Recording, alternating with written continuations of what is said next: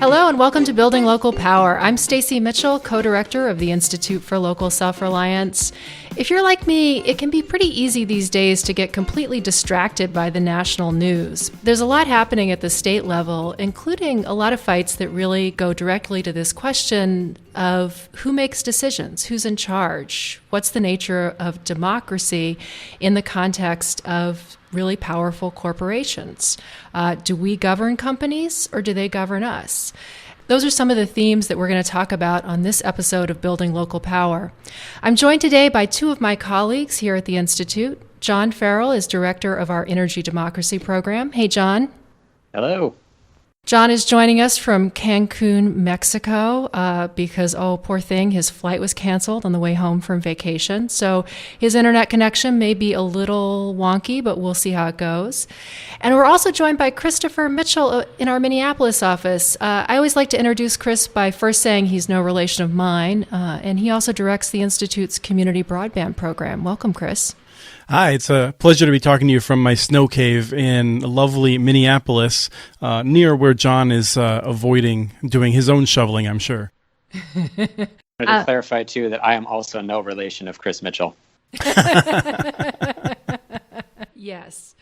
Well, John, let me start with you. There are a lot of fights going on in a number of states around nuclear power, and we have some big incumbent utilities that are really pushing this agenda to continue using their nuclear power plants and to be able to foist really high costs for that onto ratepayers. Can you tell us a little bit about what's going on? I think what was really important as background to understand in our electricity system is that in a lot of states, this is not a competitive market. In fact, it's deliberately not one. We have 30 states where the utility company that serves a particular city is the only utility company allowed to serve that city. So we've given them a monopoly. And in exchange for that, they've agreed to fall under public oversight. And what's happened, unfortunately, is that utility companies, in many cases, are private corporations, so they have their own interest for their shareholders.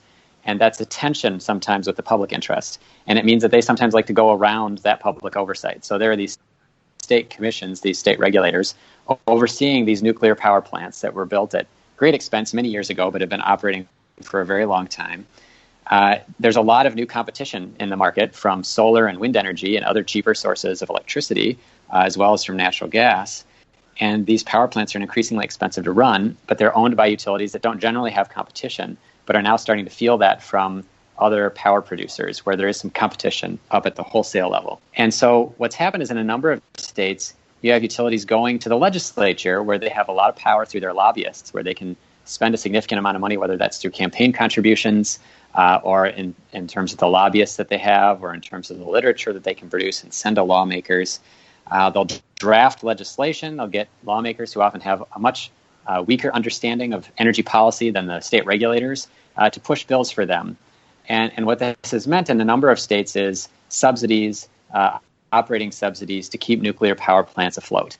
And what's frustrating about it in particular is that there's a tension, I think, among a lot of folks in the energy space around this because, of course, nuclear power plants, when they generate electricity, don't generate any carbon. And there are a lot of folks obviously very concerned about reducing carbon dioxide emissions, and I think some willingness to talk about how do we find a way to get to the lowest carbon in our electricity system. But our renewable energy is really, really cheap right now. And so the danger that we're in is that if we throw a bunch of money at these aging legacy nuclear power plants, we may not be successful at finding the lowest and cheapest cost way to reduce carbon emissions. So how is this actually playing out in some states? You've written some about Minnesota and what you've described as a blank check that the big power utility there is looking for. Can you tell us what that is? So there's a bill in the Minnesota legislature. It's already passed a Senate committee. It's got a House hearing the week of April 16th. And it's essentially is a blank check. What it does is it gives them advanced approval for the costs to keep their nuclear power plants operating for about another 10 years. Normally, there would be a process where the public regulators would get to review how much the utility has spent after the fact and say, number one, is it prudent? Did you spend it appropriately? And number two, is that cost then allowed to be passed on to customers? And the last time this happened, the last time Xcel Energy in Minnesota, the biggest investor-owned, shareholder-owned company, did this process for a nuclear power plant, they went horribly over budget. about $750 million was spent on a $300 million budget. The public regulators determined that much of that spending was not prudent, that it had been the retrofit process had been mismanaged, and they did not allow the utility company to make a profit on the money that it recovered from customers. So customers still had to foot the bill. We still suffered from that mismanagement, but the utility company didn't get rewarded for mismanaging that process. This bill throws all that out the window. It essentially says whatever we spend on a nuclear power plant is prudent simply because the bill says it's prudent. And it means that they'll be able to recover all the costs they are, no matter what they are, and that they'll make sure that the shareholders are kept whole and make a profit. And so it's a terrible bill from the standpoint of holding the utility accountable for costs, and it's a terrible bill for consumers because it essentially says shareholders first, customers last. It's really striking because it seems like it's in the weeds, and so how much people are really paying attention to this. And then the fact that it also seems on its face somewhat logical that we'll come to you before we spend the money as opposed to after we've spent the money. And yet it really does something different. It really puts the utility in charge of deciding if those investments are right. Is that the way to understand it? Yeah, exactly. And I think even more than that, there's two problems. One is that the legislators simply don't even understand the process well enough to understand what the utility is doing. I mean, they look at the bill, and the bill says, hey, a nuclear power plant is getting a fancy name called a carbon reduction facility, which the utility simply made up out of whole cloth. It says, the Public Utilities Commission is listed in the bill in a number of places as though it will have a real role in the process. Even though it's after the fact, it will be able to say, yes, you can recover all the costs that you said you were going to incur, and we have no way to stop you from doing that. So it doesn't seem like it's doing anything significant, and that's why it's been a challenge to be clear with legislators in particular about what this means. That's why that term blank check is so important, is because it really helps give a visual to lawmakers about what the bill does, given that it gets into these technical weeds that they're challenging to understand for anybody. But a legislator who's juggling a lot of different policy areas, it's very difficult for them to wrap their heads around what's happening. I actually think the term blank check doesn't nearly go far enough. It's more like a blank check book.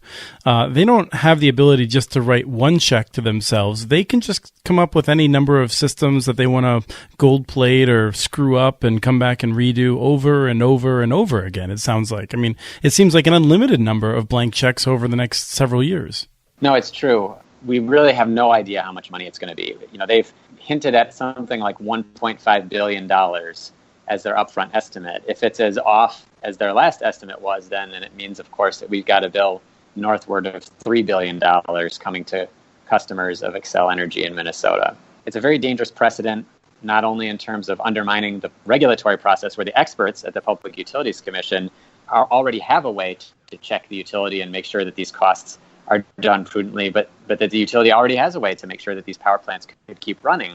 I mean, they're still a monopoly. They can still run these power plants if they need to. They simply have to make sure they spend the money appropriately. And so it's, I think, very, very ballsy, for lack of a better term, that the utility company is coming and essentially saying, we can already do what we want to do as far as the power plants are concerned. We can keep them running. We can keep them operating. We can retrofit them as necessary. But what we really need to change about the process is make sure that our shareholders can make money off of every dime we spend, regardless of whether or not we manage the process well. And this isn't the only bill that Xcel is pushing in the legislature. They've also, as I understand it, got another bill that's even in some ways, the language is much more subtle, and yet could potentially have really far-reaching implications on their competition from community-owned solar. Talk about what's in that bill and what it would mean if it were to go through. It's draft legislation. I want to be clear. That one has not been introduced. It was circulated by their lobbyist to a number of advocacy organizations and would do a number of things, but primarily undermine the most successful community solar program in the country. So community solar is a way that people can, if they don't have a sunny rooftop, or they want to just own a little bit of solar, but not a lot because they don't have a lot of money, that, you could put a solar panel on a local cooperative grocery store, you could put it on a church, and folks could own, a couple of panels that could help offset their electricity use. And Minnesota's program has over 300 megawatts. It's enough to power something like 60,000 homes. And the bill that Excel lobbyists wrote and were preparing to introduce, I think if they had the opportunity, would have essentially undermined the entire program by removing the authority of the public regulators to ensure that the program structure and the payments to customers were sufficient to allow projects to be developed. It was really the core piece of the program, the core element of the intent of the law when the legislators wrote it was, we want to make sure this stuff happens and that these opportunities are presented to customers across the entire service territory of the company. So it's kind of a 1-2 punch. It's both of are in favor of shareholders. One is a gut punch to customers in the way that the Excel spends money on the power plants they operate, and then the other one is saying we're going to reduce the kind of choices that you have to reduce your energy consumption or to produce your own energy at the same time. I mean, Excel really seems like a company that has gotten in the habit of thinking that it writes the rules, that it's in charge, that it governs us. And this isn't just playing out in Minnesota.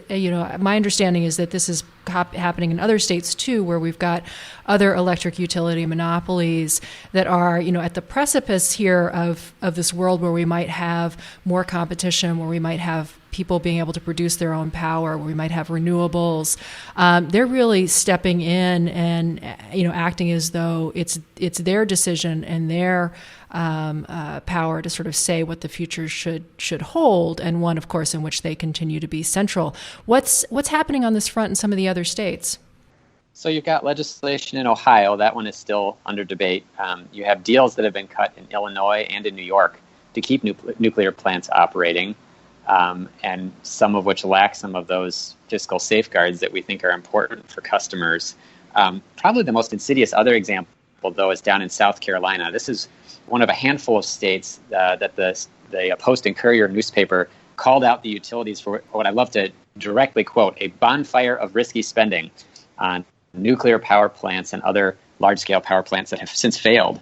And so there's been a lot of scrutiny of the utility there in South Carolina, a lot of effort made on the behalf of customers there to try to recover some of those costs. Right now, every customer, on average, every month is paying $27 for a failed power plant that will never produce a single kilowatt hour. So there was a bill being pushed through in order to increase access to solar energy, to give customers more choices about how they could cut their energy costs, since the utility had made this horrible bet with their customers' money. And the bill was going through. It had a majority in a very conservative legislature to support solar energy. It was very exciting. But one of the legislators who has received almost $70,000 in campaign contributions from electric utilities in the last decade successfully threw in a technicality that made the legislation require a 2/3 majority to pass, and so the bill failed. And again, this is in a state where there has been a lot of scrutiny of utilities for doing horrible things, horribly mismanaging customer money, costing customers enormous amount of money, and yet they still wield this outsized influence when it comes to the way that customers can have choices over where their energy comes from and controlling their energy costs. You're listening to Building Local Power. I'm Stacey Mitchell with the Institute for Local Self-Reliance. We'll be right back after a short break. This is the part of most podcasts when you'd hear an ad for, say, a home meal delivery service or maybe an online mattress company. We don't take ads here at the Institute for Local Self-Reliance, but we do ask that you please consider supporting our work. Your financial support not only underwrites this podcast, keeping it ad-free, but it also helps us produce all of the research and resources that we make available on our website, and all of the ways that we actually help local citizens and policymakers build local power in their communities. So please take a minute and go to ilsr.org and click on the donate button. That's ilsr.org. Scroll down about halfway down the page and click on the donate button. And if making a donation isn't something you can do, please consider helping us in other ways. One great thing you can do is to rate and review this podcast on iTunes, Stitcher, or wherever you get your podcasts. Rating helps us reach a wider audience, so it's hugely helpful when you do that. Thanks.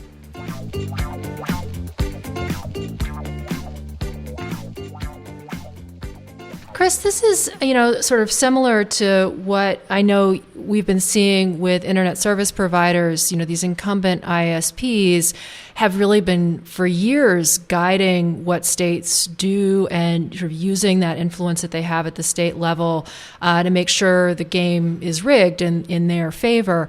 But you say that this is beginning to loosen up, that in fact some states are starting to get wiser to this and to push back a little bit. What's happening? Well, there is definitely hope. I definitely welcome John to correct me if he thinks I'm wrong. But to set the stage, it's worth noting that in broadband and telecommunications, we face a similar landscape in some ways, but different in other ways. In that every state has big cable and incumbent telephone companies that are very powerful at the legislature, in part because they operate in every single district. They have a lot of money and influence with the legislators. But whereas John typically is working, in coordination with other groups, some conservative, many more on the left, there's green power groups, there's environmental groups in every state. Most states don't have anyone really working on telecom issues, except for maybe New York and California, where they are still significantly outgunned. And so the big cable and telephone companies have had success after success in state legislatures of shaping legislation. But like you said, it's starting to change. We're seeing states resisting that siren call of the monopolies in important ways. One of them is just the net neutrality. Seeing after the Federal Communications Commission repealed net neutrality last December, we saw a lot of states considering it, and we've already seen 3 states take executive action to try to recover net neutrality protections in their states to at least a limited extent. And we saw the states of Oregon and Washington actually moving bills through the normal process signed by the governors to formally reinstate net neutrality protections, again, one way or another. And in California, there's a very strong movement to do a similar thing that's not yet finished on net neutrality. On the question of net neutrality, do states have the full authority to restore net neutrality? Is there, if all 50 states did this, would we be okay without the federal government doing so? It's a really good question that nobody can answer, but lawyers are making a lot of money trying to predict, because this is an interstate commerce issue. That doesn't automatically mean states cannot regulate it, but it does mean that the courts get to decide where and when and how and those sorts of things.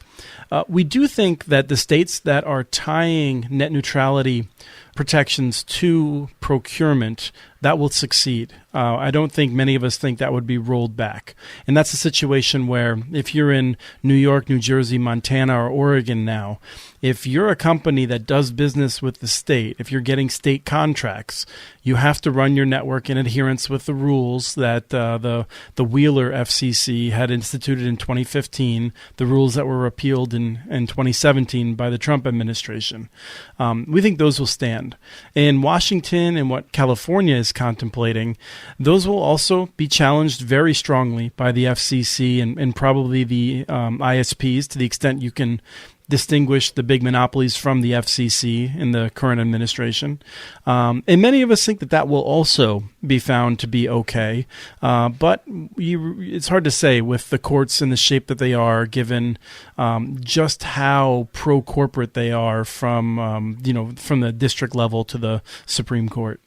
It seems like this push by states around net neutrality is part of them kind of finding their sea legs when it comes to not just rolling over and doing whatever the ISPs want them to do. There's some other examples, as I understand, that are starting to happen where states are also, insisting that ISPs don't have the kind of power to completely control outcomes in the market. What else are you seeing? It is worth saying that many of us were skeptical as to how far the states would go and how quickly. in part, that's because of our reaction from the privacy situation, which was that one of the first things that the current Congress did when the Republicans fully took over with Trump as president was to trample on our privacy rights. The Wheeler Federal Communications Commission under Obama protected our privacy, so our ISPs couldn't just go and sell our information, or at the very least, they'd have to get our permission first. But we have lost that once again, and when that happened, states actually very commonly, Minnesota was one of them, rushed in 2017 to pass their own privacy regulations. And the ISPs stopped all that. And so many of us thought states would make a lot of noise about net neutrality, but maybe the companies, the big monopolies, would stop them from doing anything. But they haven't.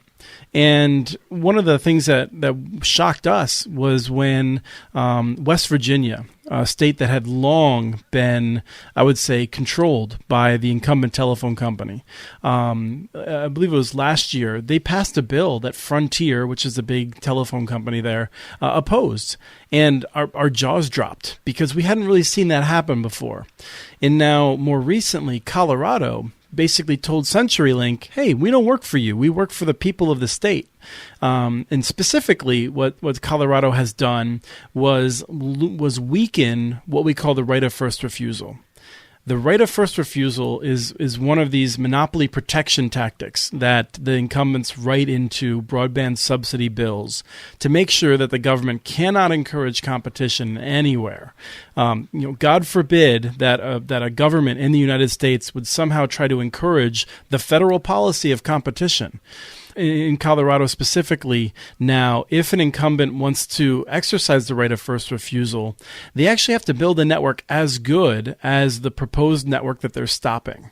So if Colorado was going to subsidize a new network in, say, Ridgeway, Colorado, which is in the mountains, and where CenturyLink stopped a gigabit network from being deployed and is rolling out a much slower network.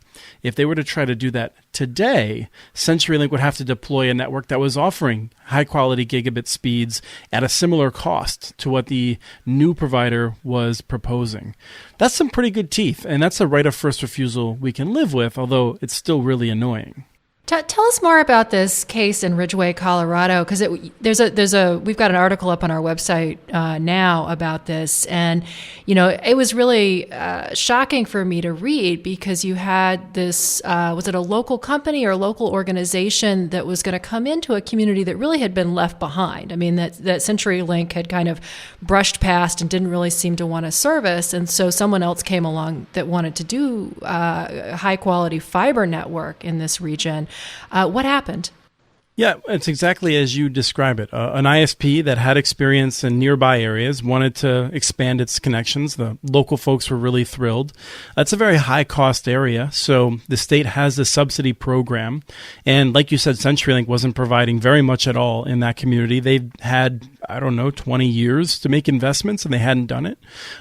So anyone who might think it's unfair that a state would subsidize a new entrant into an area where an incumbent is totally ignoring its customers, I don't find much persuasion there. But they went forward. They applied for this grant program, and CenturyLink challenged it.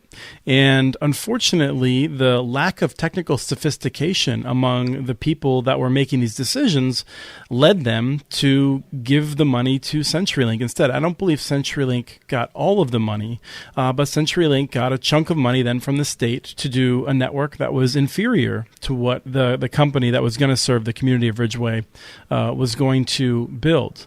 That led to a podcast actually that we did on the Community Broadband Bits podcast last year, I believe, with a guy named Doug Seacat, who is running that process. And for people who'd like more information, I definitely recommend checking out that interview or transcript. Yeah, and we'll put a link to that up on the show page for this episode so people can find out more about that. And it's, I'm sort of struck with both of you and what's happening in both of these sectors by the fact that, we tend to assume that markets are somewhat competitive, and the ways in which these sort of monopolies or these incumbent providers exercise their power is often subtle. It's often sort of in the weeds, but it has these really profound effects on what comes to play. I'm trying not to dial up my outrage meter too much, but let's remember that in both the electricity infrastructure and the telecommunications infrastructure, we're talking about public infrastructure. We paid for it, right? This is not a situation in which a company, for whatever reason, I always come to Apple with this, developed this cutting edge new product. They took risk. They borrowed money from shareholders to be able to do it. To some extent, the companies that we're dealing with borrowed money, but they did it in a monopoly environment. The cable companies had monopoly franchises for decades in most areas. The telephone companies had monopoly service territories in which they built this infrastructure with our money, and they made a profit on it, right? The electricity infrastructure, much the same. This is all our money, and now we're fighting over these different issues as though these companies somehow it would be unfair because of all of the risks they took, all the the incredible decisions that they made to win in the market. We're trying to establish a market, and we're being stopped from doing so by incumbents that desperately want to preserve their lack of competition, their monopoly power. And it's worth remembering, we built all this infrastructure with our money. I think that's a great point. John, do you want to jump in? I think that is really the crux of the issue in the electricity sector as well, is that we're not talking about a situation in which the financial risk is actually being borne by the incumbent because of the monopoly protection that they enjoy. And whereas, for example, like with this solar bill in South Carolina, the people who are going to put solar on their roof and the solar companies that are going to install it are taking all the risk. It may not work out for them. It may end up that it's not going to save them as much money as they expect. There might be a fault with the solar array. They're taking a risk in order to have some choice and some freedom. And what the utility essentially is saying is you have no choice. You simply have to go with us. You have to take advantage of the electricity that we provide with your money based on the philosophy that we have. So I think it is a crucially important understanding of how our system works, and that's the importance of providing more choices and opportunities and making sure that the risks are borne fairly. It's a good point. It's also true that this whole issue really sort of speaks to kind of our core goals around reclaiming democracy and the power of people. I guess it's hard for me, like, thinking about this issue of the relationship of companies to government, not to also turn back to the national front and reflect a little bit on the hearings with Facebook this past week. Mark Zuckerberg, CEO of the company, in front of committees in both the House and the Senate. And what was striking to me, especially the first day in front of the Senate, was how much lawmakers just would ask Zuckerberg, like, would you support regulation? What kinds of regulation do you think there should be? And I just felt like sort of, jumping up and down and saying, well, who cares what Mark Zuckerberg thinks about regulation and whether he should be regulated or not? Why is he deciding? Why does he have any authority over this or any influence compared to anyone else? So I don't know. I'm curious what other kinds of takeaways you guys had from those hearings. My overwhelming takeaway, first of all, is that it was an embarrassment, I thought, in that many conflicting feelings. One of them was that when you had Congress berating Zuckerberg, in part for taking advantage of the lack of rules that we had set up. I mean, it's been obvious that privacy would be an issue for a long time. There are groups in DC that do really good work on how to thread the needle between protecting privacy and not stifling innovation. So there's ideas out there, and Congress has utterly refused to engage with them. So to some extent, it's not like Facebook got into this position without a failure at Congress. But the observation I wanted to just throw out there is that Marsha Blackburn, representative from Tennessee, got a lot of credit for being really tough on Facebook and apparently being very well prepared. That didn't surprise some of us, because right now the big telephone companies like AT&T are working very hard to try to punish Facebook and try to lock Facebook and Google away because they are threatened by Facebook and Google. Marsha Blackburn has basically been a representative from AT&T, long neglecting her residents and constituents in Tennessee. And so I have no doubt doubt that AT&T prepared her very well to be able to go up against Zuckerberg. And I didn't see even the tech writers, for the most part, getting that. Although I think some of the folks like Carl Bode at DSL Reports and others that actually aren't as well read, they're not in the New York Times, but they're the ones you should be reading on these matters because they pick up on that. That's interesting. It's so easy to miss those behind the scenes corporations up against one another and, ultimately not necessarily working out to serve our interests. John, what did you think about the hearings? I mean, I think it is an unfortunate amount of theater, as you highlighted, Stacey.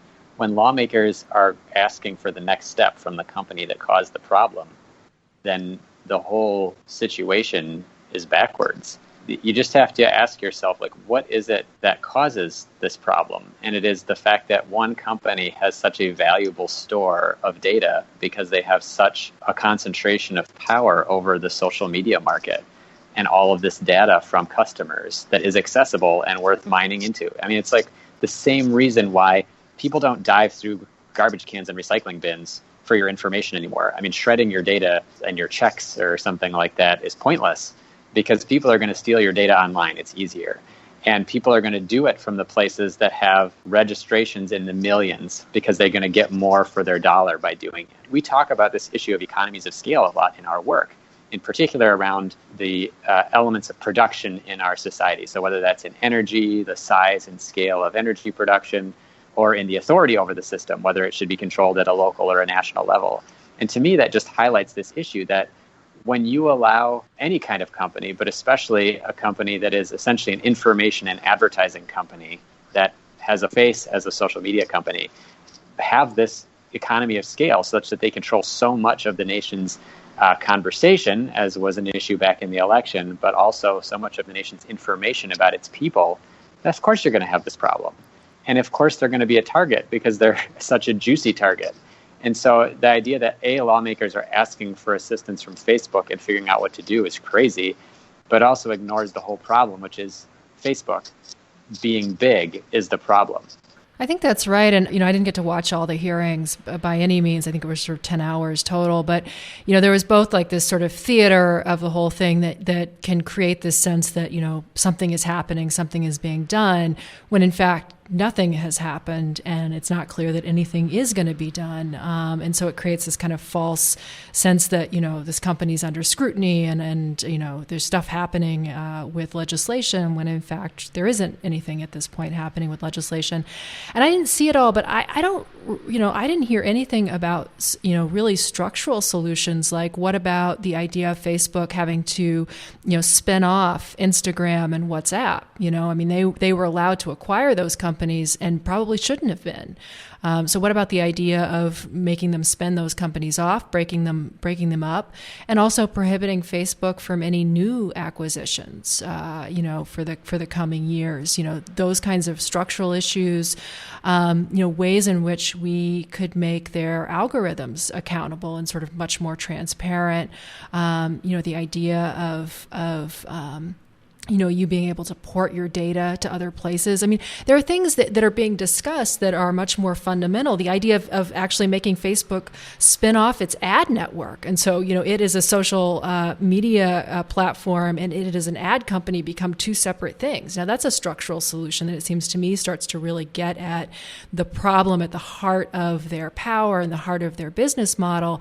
And yet, my sense is that, with, AT&T whispering in one ear and, Mark Zuckerberg and Google whispering in the other, that lawmakers are maybe going to land on some modest reforms around privacy, but not really get to the heart of any of those things, which is a little depressing. But then I guess, we did have the hearings.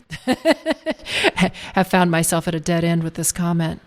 I think you've hit the nail on the head, though, Stacey, which is that action will be shown through either a regulatory process that's taken up, if there was, an FCC process that could intervene, or if there was a piece of legislation, in the same way that you see stuff happening, like Chris was mentioning about states taking action on broadband.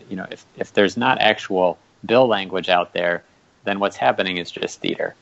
And it might be important theater for raising people's consciousness about what's going on, but I find it frustrating when you have lawmakers who have such a limited understanding of the issues. They want their 5 minutes of fame on television asking a tough question of Mark Zuckerberg that they can use in a campaign ad or something, is what I feel like, rather than them thinking seriously about what's a solution to this problem that really is a serious issue for not only the security of the data of my constituents, but also national security, as was so prominently highlighted with the spread of fake news on Facebook's platform back in 2016. I would echo that, John, and I would say that one thing that we should do about it would be to go back to having states take a strong action in this. And there are some states that are moving forward with trying to protect privacy and set some good rules, and Facebook is fighting them very hard in the state legislatures.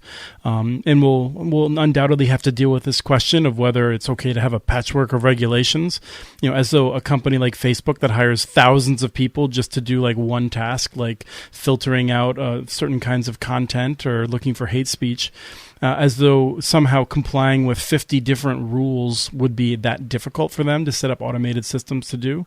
But it is probably going to be more effective in the shorter term than waiting for Congress to do something while they're waiting for Mark to give them approval for it.